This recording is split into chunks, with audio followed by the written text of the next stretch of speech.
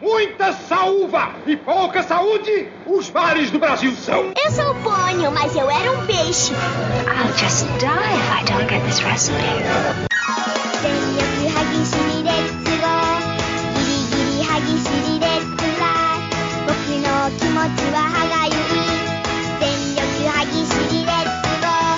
O mundo vai explodir! Se tiver de sapato não sobra!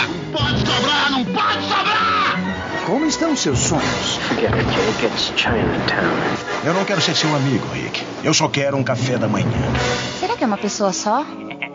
Não, Claire, é todo um coral mormon fazendo as ligações obscenas de Natal.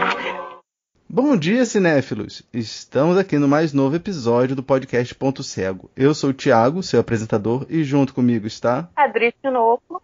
Adri, como essa é a sua primeira vez no programa, você poderia se apresentar pra gente? Olá, ouvintes do Ponto Cego. É um prazer estar participando aqui, né? O Mark, que é meu irmão, já participou. E a gente tem o site Cultura Pop Rigor, em que falamos de cinema, de música principalmente. E do site nasceu também o canal no YouTube, com o mesmo nome, e o nosso podcast, o Conversa Fiada Matou Carambola. Eu posso perguntar uma coisa? Eu sempre tive curiosidade, por que tem esse nome? Esse nome, na verdade, essa é uma expressão que eu acho que aqui no Rio se usa, né, bastante, mas essa é uma expressão que o nosso pai usava muito para falar, tá falando bobagem, né, conversa fiada, matou carambola. Não me pergunte a origem da expressão, que eu nunca consegui encontrar, mas falava bastante. Meu pai tinha muito essas expressões. Né? Aí acabou virando o nome do podcast. Diz uma coisa, Dri, você viu algum filme bacana essa semana que você gostaria de indicar para os nossos ouvintes? Sim. É porque durante a pandemia uma coisa que eu tenho feito é assistir filme. Então tem uns bem bacanas aí que eu vi recentemente. Aí dessa semana, né, um dos filmes que eu mais curti foi A Balada do Soldado, que é um filme russo de 1959, sobre um soldado soviético, né, que em um ato de bravura derruba 2 tanques alemães, né, durante a Segunda Guerra. E quando o seu superior, né, diz que, né, vai dar uma medalha para ele pede que ao invés disso ele ganhe uma licença, né, para visitar a mãe. E aí, claro, né, um país em guerra, a viagem não é tranquila, né, mas ao invés do combate, né, o centro da narrativa são as pessoas e histórias que ele vai encontrando pelo caminho, né, como um soldado que foi dispensado após perder uma perna na guerra e teme agora não ser aceito pela esposa. É um soldado que pede que ele visite, né, sua família, dê uma passada lá na casa só para dizer que ele está vivo. Uma jovem que ele encontra pelo caminho sozinha, um grupo de ucranianos, né, que está em busca de trabalho, enfim, né, várias histórias assim durante esse percurso, né, e a direção do filme é muito linda, assim, eu fiquei babando assim, na montagem do filme, na fotografia, muito lindo mesmo. Inclusive fica a dica, né, porque o canal, esse filme eu vi no YouTube, é o canal CPC UMIS Filmes, que é do Centro Popular de Cultura da União Municipal dos Estudantes Secundaristas de São Paulo, que distribui e comercializa, né, de forma oficial, tá, filmes soviéticos e tem disponibilizado toda semana um clássico russo, né, sextas-feiras, né, das 19 até domingo às 19 horas também. Daí o fim de semana e tal, para assistir algum clássico russo. Achei quentíssima a dica, Adri. Obrigado, eu vou ver se eu coloco o link para o CPC da UMES nas notas do programa. Toda semana eles botam um filme diferente lá. Perfeito. Então, né, a ideia de fazer esse programa veio de um livro que eu li do Kenneth Anger, quando eu estava me preparando para fazer o episódio.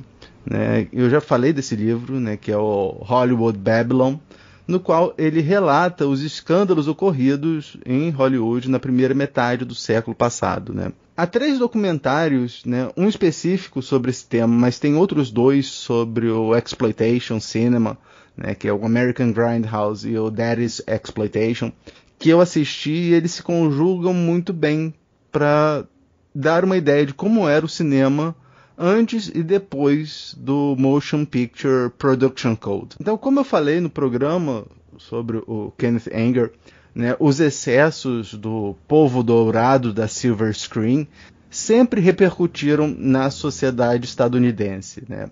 Os 3 primeiros escândalos que o Anger vai falar, o primeiro foi o caso da Olive Thomas, que se suicidou em Paris porque ela não conseguiu comprar heroína para o marido, né, que é o Jack Pickford, que é o irmão da Mary Pickford. O outro caso foi o estupro e o assassinato da Virginia Rappe, alegadamente pelo comediante Fatty Arbuckle, e o assassinato do diretor William Desmond Taylor em seu apartamento na Alvarado Street, em Los Angeles, deram a impressão nos elementos mais conservadores da sociedade americana que Hollywood é sinônimo de pecado, luxúria e degradação.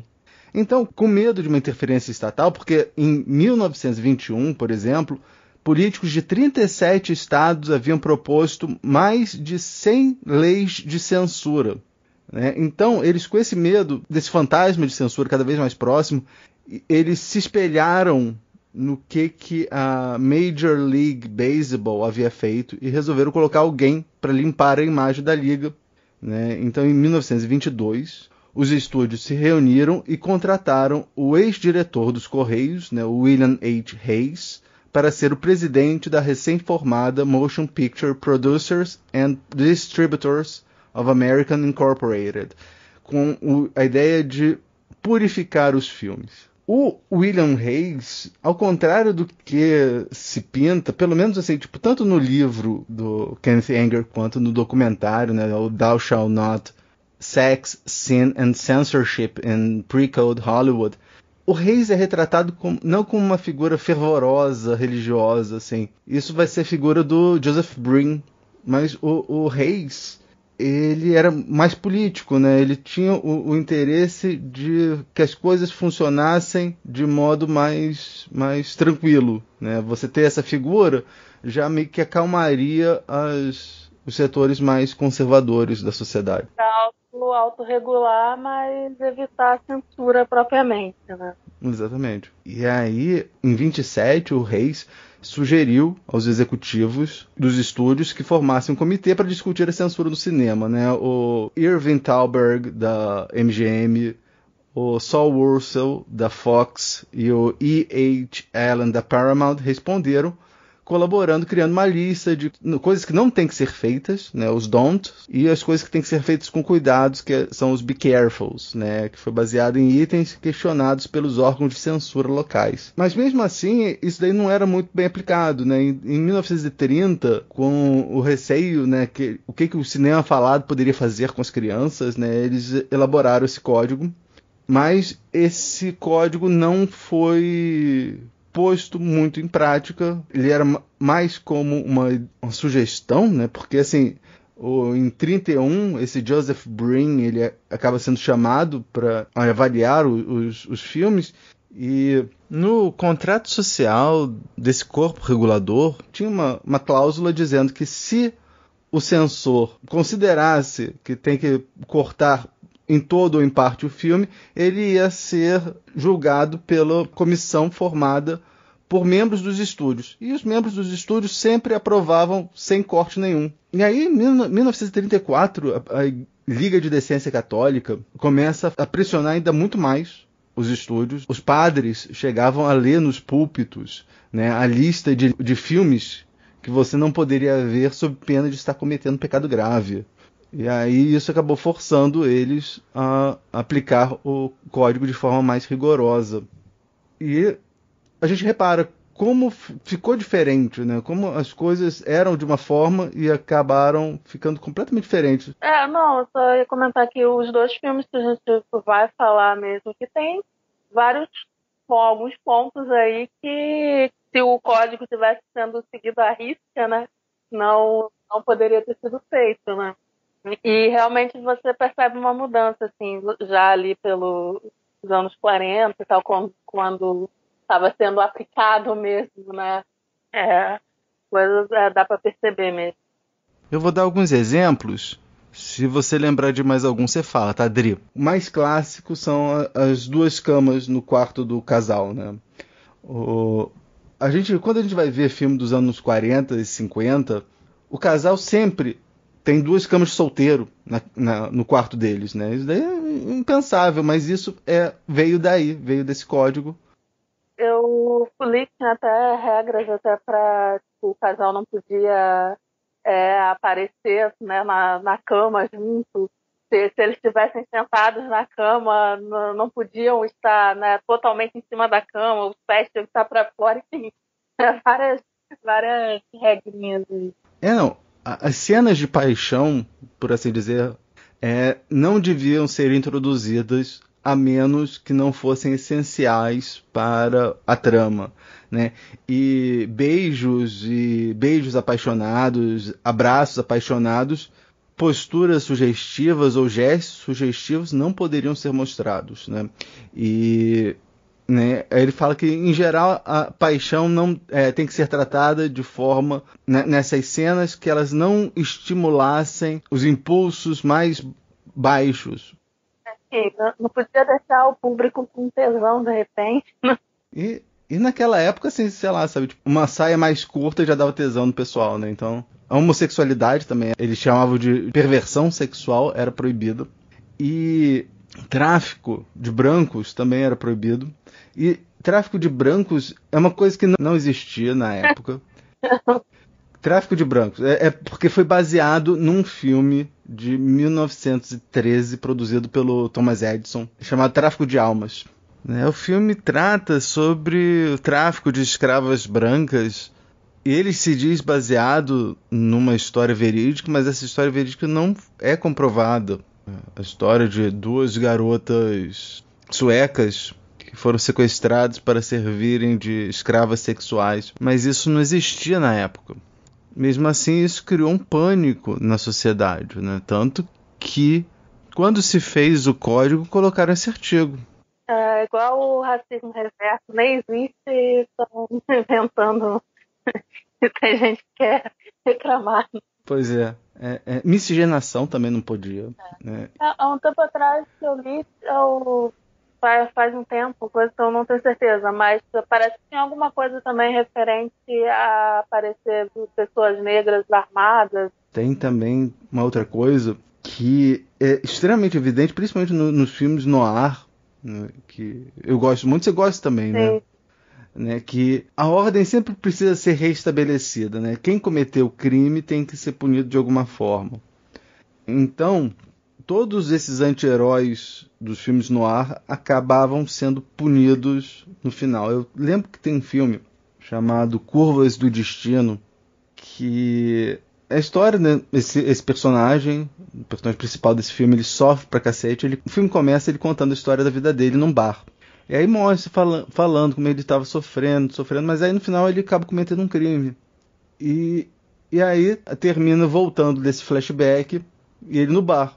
Aí a cena corta pra ele andando na rua, de repente a polícia para e prende ele. É como se fosse assim, tipo, colocou aí só pra falar assim, viu, o cara foi punido. Foi com certeza uma coisa só pra, né, justificar e poder lançar o filme sem problemas, pelo menos, ele, né, não é um mocinho e tal, mas ele foi punido pelos crimes e tal, né. Então, a gente vai agora falar, como a Adri falou, a gente vai falar sobre filmes que foram feitos antes do estabelecimento do código e como eles não iriam poder ser feitos a partir de 34, né? Agora que a gente falou do tema, né, a gente vai recapitular as regras do programa, né? Todo programa, eu e minha co-apresentadora, né, no caso a Adri, o meu co-apresentador, escolhemos um tema. Hoje foram filmes lançados antes da aplicação do Código Reis. Então, eu escolhi um filme dentro desse tema que a Dri ainda não viu, e ela escolheu um filme ao qual eu ainda não assisti dentro desse tema, né? Nós vimos os filmes e agora a gente vai conversar sobre eles. Dri, qual foi o filme que você escolheu para mim? Foi O Homem que Ri, de 1928. Vamos conversar sobre O Homem que Ri, mas não vamos ouvir o trailer hoje, porque, como o filme é mudo, só vai ter musiquinha tocando e não tem muito o que ouvir. O filme foi dirigido por Paul Leni, com roteiro de J. Grub Alexander, Walter Anthony, Mary McLean, Charles E. Whittaker, baseado no romance de Victor Hugo. Estrelam o filme Conrad Veidt, Mary Philbin e Olga Baklanova. O herdeiro de um ducado, Gwynplaine, é sequestrado quando garoto e, por ordem do rei, ele fica com o rosto esculpido num perpétuo sorriso macabro. Quando cresce, acaba virando atração de circo como palhaço. Não é bem palhaço, né? Quer dizer... É um ator, né? Itinerante. Mas, de qualquer forma, as pessoas, na verdade, pagam não para ver ele atuar, né? Pagam para rir, né? Dessa deformidade, né? Eu gostei do filme. Eu achei meio longo, principalmente aquela parte do meio. Mas eu gostei, é bom. Ele mostra muito bem as raízes expressionistas, né, modificadas, ou melhor, temperadas para uma sensibilidade estadunidense, né. Ele é um filme bem triste, né. Eu fui achando que é um filme de terror, mas não tem como não se condoer da tragédia que é a vida do personagem principal, né? Porque o pai dele foi assassinado, ele foi sequestrado por ciganos que fizeram uma operação plástica nele e agora ele é um personagem que atua naqueles parques de diversões, naqueles circos, né? Que geralmente ele aparece como motivo de chacota para as pessoas, né? O filme também é conhecido porque a aparência do personagem principal, né, o Gwynplaine, ele inspirou o Bill Finger, o Bob Kane e o Jerry Robinson para fazer o Coringa do Batman. Então eu fui achando que o personagem teria uma personalidade semelhante, né, e me surpreendi. Eu acho que para ser uma história de origem ficou faltando Paul Leni ter copiado uns filmes do Scorsese e falar que o filme é uma crítica social, essas coisas assim. O visual das HQs é bem inspirado, tudo, né? Sorriso, cabelo, mas o protagonista da história não tem nada a ver com Coringa, né? Não, pelo contrário, né? Pelo contrário. Pelo contrário, ele é um personagem que sofre bastante, né? E como o Conrad Veidt tá bom nesse filme, né? Ele já tinha feito um personagem icônico do cinema, que é o Cesare, do Gabinete do Dr. Caligari. E aí ele vem e faz esse personagem, e aí ele tem esse sorriso, né? Mas mesmo assim, com esse sorriso sempre no rosto, ele consegue mostrar uma gama de expressões, você consegue saber como ele está sentindo só pelo olho, né? Só pelo olhar dele. Só com o olhar, ele é um personagem muito melancólico, né? Até porque, né, ele é obrigado, né, a ganhar a vida, né, com esse trabalho de ator itinerante. Então ele ganha a vida com uma coisa que ele detesta, que faz ele sofrer, que é as pessoas rirem dele. Então, na verdade, é um personagem muito triste, né? Ele passa isso muito bem, né? Com um olhar. O Paul Leni, ele tinha feito o Gato e o Canário anteriormente, e aí ele surgiu essa oportunidade de adaptar esse romance do Victor Hugo. Já tinha tido um romance do Victor Hugo que fez muito sucesso, que foi o Corcunda de Notre Dame, e aí o Paul Leni, ele resolve fazer esse filme, né? Ele era uma figura do expressionismo alemão, né? Tanto que ele fez o Gabinete das Figuras de Cera, de 1924, e aí você repara também uma forte influência do expressionismo alemão nesse filme, né? Esse visual, né, meio gótico, né, também. E esse filme, de uma certa maneira, acabou influenciando os monstros da Universal, né? Porque você vai ter o Jack Pierce, que fez a maquiagem do Conrad Veidt, né? do Gwynplaine, né? Que era uma série de ganchos e uma dentadura diferente, né? É assim que conseguiram fazer a maquiagem dele. E aí o Jack Pierce vai e faz a maquiagem do Boris Karloff em Frankenstein. E o Charles D. Hall, que é o cara que foi responsável pela construção dos sets, vai fazer todos os sets lá dos monstros da Universal. Não, eu estava até lendo que, né, o Homem que ele quase foi com som, né? Porque no ano anterior teve o Jack Singer, né? Filme falado. Só que, né, com a maquiagem, né, a prótese, o ator ele não conseguia falar, né? Então, não tinha como, né? Tem que ser mudo mesmo. Ninguém entendeu o que ele dizia. O personagem desse filme é feito por uma atriz que vai aparecer no próximo filme, que é a personagem da Olga Baklanova, é a Duquesa Josiana. É um personagem interessante no sentido em que boa parte das cenas que ela participa vão ser cortadas do filme, né? Seja aquela parte em que ela se diverte com os homens lá na feira, né? No parque de diversões, isso vai ser cortado. E a cena do banho também, né? Tem uma hora que ela sai do banho, né? E um cara tá olhando pelo buraco da fechadura. Isso ia ser completamente inaceitável de 34.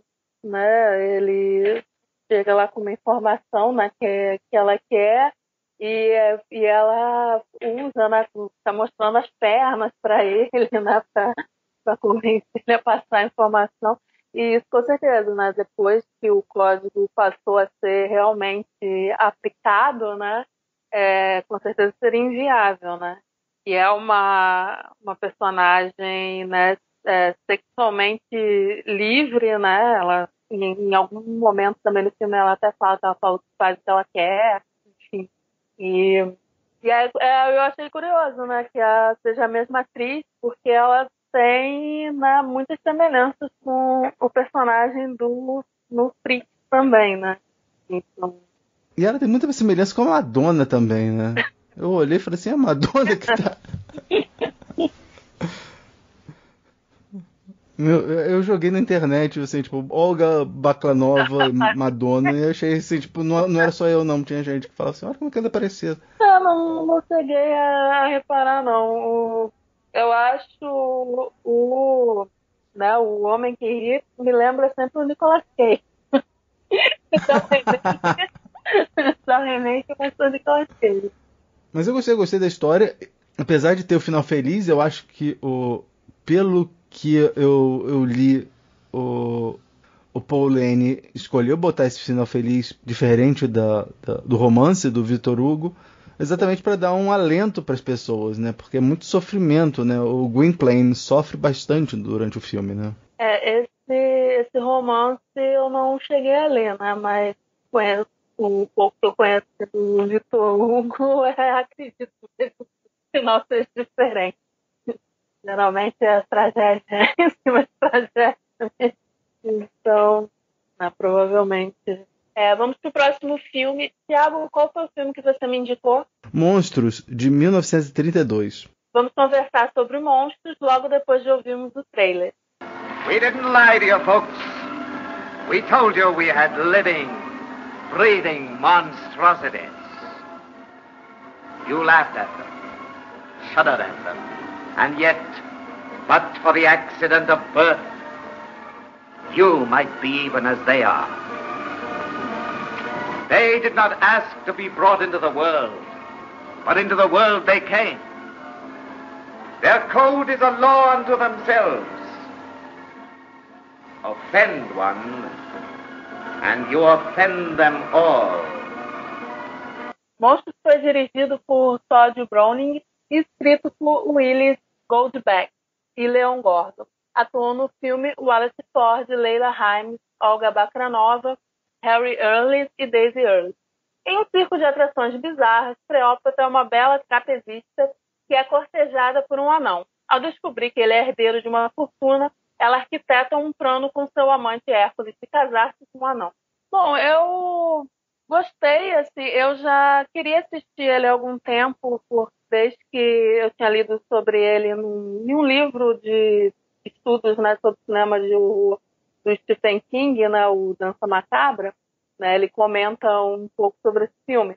né? Mas eu tinha uma ideia, ele foi um pouco diferente do que eu esperava, né? Porque acho que, na verdade, ele se ocupa muito mais, né, de mostrar o cotidiano, né, dessas pessoas com deficiência, tal, do que mostrar como monstros, né? Muito pelo contrário, na verdade, né? E acaba que ele e o Homem que Ri, né, eles têm uma mensagem muito próxima, né? Que é mostrar, né, essas pessoas que são tidas como aberrações, mas no final das contas, né, a gente sempre vê que, né, quem é o verdadeiro monstro são, né, as pessoas ditas normais, né? Esse filme foi meio que um projeto pessoal do Todd Browning, né? Porque ele, com 16 anos, ele fugiu de casa porque ele se apaixonou por uma dançarina de circo e ingressou na vida circense. E ele tinha esse objetivo de mostrar para as pessoas que as atrações do circo são pessoas normais, né? São pessoas com características humanas. Tanto que eu achei bem interessante no filme que, na verdade, ele não mostra o filme todo nenhum número no circo, né? O tempo todo ele mostra as pessoas no cotidiano, vivendo normalmente, né? E como qualquer pessoa normal, né? O cotidiano, casando, tendo filhos, enfim, né? Ao invés de mostrar os números, né? no freak show. Esse é o filme favorito do Herzog. Herzog já foi uma vez falar que esse daí é o filme favorito dele.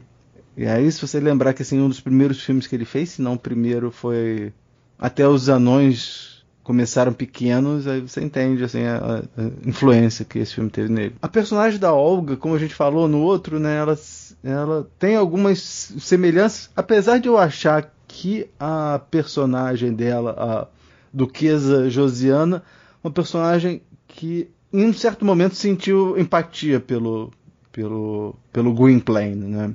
A Cleópatra não.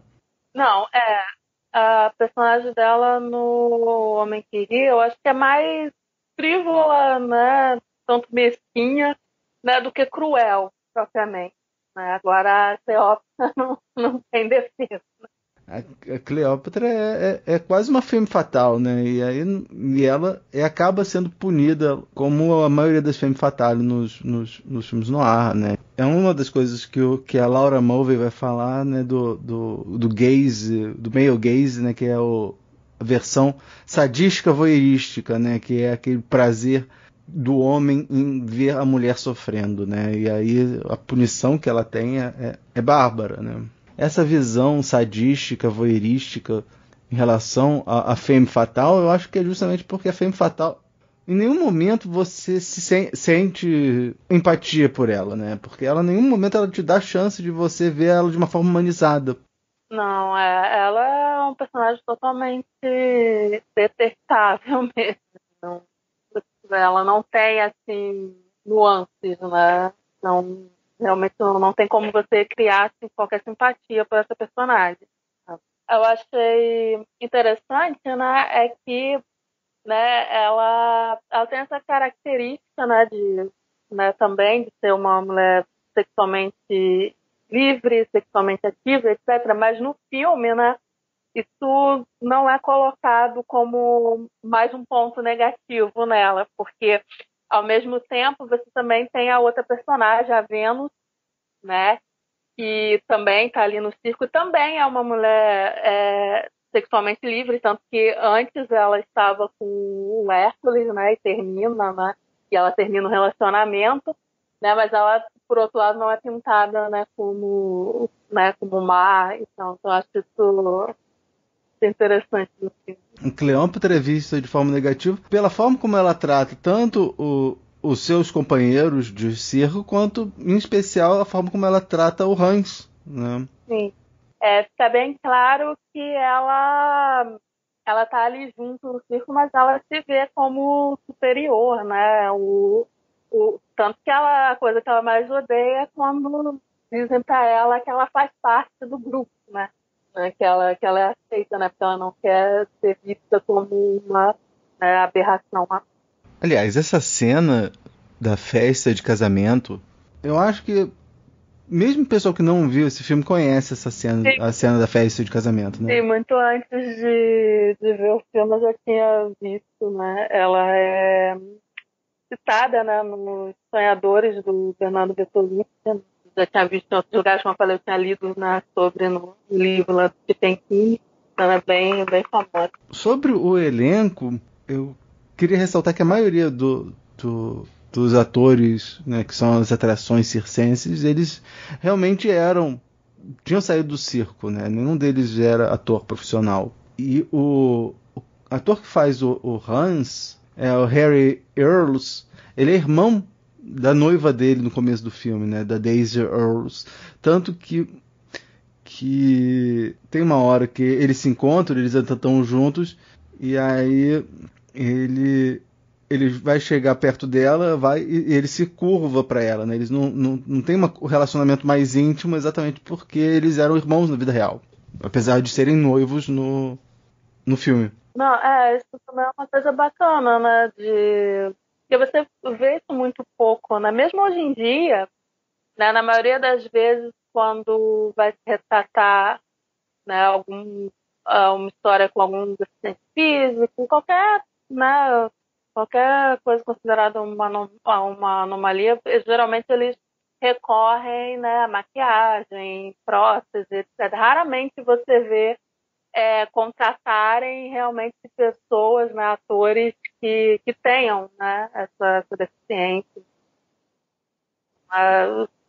Então, isso, assim, ainda mais na época, é realmente bem ousado. Uhum. Uma coisa que eu achei estranho é que, assim, o filme sofreu uma censura do cacete, assim, tipo, ele teve que recortar e recortar várias vezes o filme, porque as test audiences não gostavam de determinadas cenas.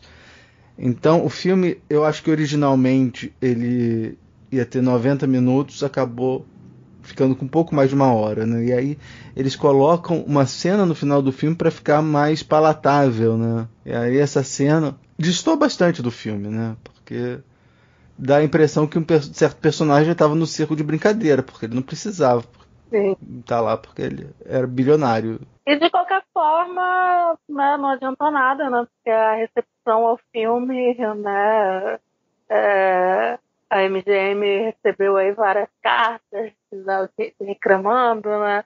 Teve até fake news, né, na época, né, de que uma mulher grávida abortou enquanto assistia o filme. Sim, enfim. Sim. Você falou dessas coisas e é verdade, né? Esse troço do aborto. Eu escutei alguém falando depois, mas acabei não lembrando, não adicionando aqui, mas teve uma repercussão tremendamente negativa e acabou isso junto com outros 4 filmes que o Todd Browning fez em sequência, acabaram com a carreira dele, né? Ele vinha, né, com uma carreira até promissora. Drácula, né? Drácula, né? O filme foi jogado por porões e a carreira dele também. Eu depois fiquei sabendo que um dos caras que trabalhavam com o cinema de apelação, né, o exploitation cinema, que é o Dwayne Aspern, ele pega o filme na década de 40 e relança nas grindhouses, né? Porque assim, o Código Reis, ele era uma autorregulação dos grandes estúdios, né? Então, se você tinha um cinema que não passava filmes desses grandes estúdios, você podia passar filmes que não estavam sujeitos a esse código, né? Então, todo o cinema de exploitation dos anos 30, 40 surgiram por causa disso, né? Por causa desse vácuo dos grandes estúdios para esses temas. Então, aí esse cara que ele tinha dirigido um filme chamado Marihuana, sobre os malefícios da maconha, porque uma outra coisa, eu estou viajando, mas para não censurarem esses filmes de exploração dos anos 40, você tinha que ter uma lição moral, tinha que ter assim, tipo, exploravam, e aí depois no final ia falar assim, mas olha, isso daí não é, isso que a gente mostrou aqui ao longo desses últimos 90 minutos, isso é errado, tá? Aí eles tinham Pois é, sabe? Tipo, e aí esse cara, ele pega esse filme e aí ele dá uma sobrevida a ele nos anos 40. E aí nos anos 60 ele passa a ser reavaliado, né? O que mais? Assim, no nosso episódio sobre o expressionismo alemão, o Rodrigo falou que o clipe do Applause da Lady Gaga se aproximaria muito com o expressionismo alemão, mas na minha opinião o Applause se aproxima mais desse filme, né? Tanto que tem uma cena no clipe que é cópia da cena pré-final, né? Antes desse final que eu falei, do Freaks, né? Mas você gostou, então? Gostei sim. Vamos falar agora sobre streaming no quadro Tem na Netflix? Tem na Netflix? Tem no Netflix? Tem no Netflix? Tem na Netflix? Tem na Netflix? Tem na Netflix. Então, Dri, que filme você viu recentemente em alguma plataforma de streaming que você gostaria de recomendar pra gente? Bom, recentemente na Netflix chegou um original, né, da Netflix, que é o Relatos do Mundo, que é um western dirigido pelo Paul Greengrass, né, em que o Tom Hanks interpreta um ex-soldado, né, que viaja pelos Estados Unidos, lá pelo século XIX, lendo notícias de jornal para os trabalhadores lá em cidadezinhas. Aí, numa dessas viagens, ele topa com uma menininha que já sofreu, né, algumas tragédias na vida, né? Quando ela era bebê, os pais foram mortos por nativos americanos e ela acabou sendo criada na tribo. Só que agora a tribo foi dizimada, por sua vez, e ela ficou sozinha, né? Aí ele aceita escoltar essa menina até a casa de parentes, né? Só que a menina ela é hostil, obviamente, né, por tudo que passou. E também não quer ir morar com esses parentes que ela nem conhece. E, além disso, claro, né, estamos falando de um western, né, a viagem é perigosa. Né, só que durante esse período eles vão construindo assim, uma ligação muito forte. Né, você vai conhecendo mais dessa menina e mais do passado desse ex-soldado. Então, é bem bacana. O Paul Greengrass, que é um diretor que eu curto bastante, até pouco comentado atualmente, mas é um diretor bem legal. Você tem algum meio de contato, Dri?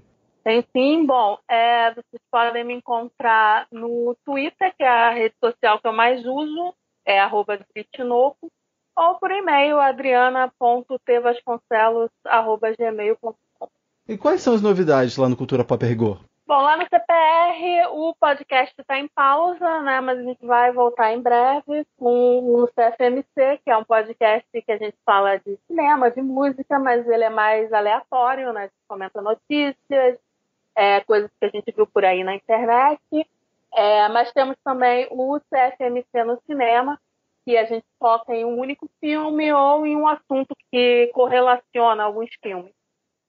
Temos também o canal no YouTube, onde a gente indica filmes que gostamos, no CPR Recomenda, e falamos de uns filmes bagaceiros lá no Filme em Foco. Para quem quiser conhecer, o site é o culturapoprigor.com.br. Filme bagaceiro é nada, são maravilhosos os filmes. Sim, claro. Aquele Lost Empire do Jim Wynorski que é maravilhoso. Que é incrível, é um filme que tem tudo, né? Você imaginar. Não, porque o que parece, ele não queria. Ele achava que ia ser o último filme dele, né? Ele engano, né? Ele botou todas as ideias possíveis no mesmo. Genial.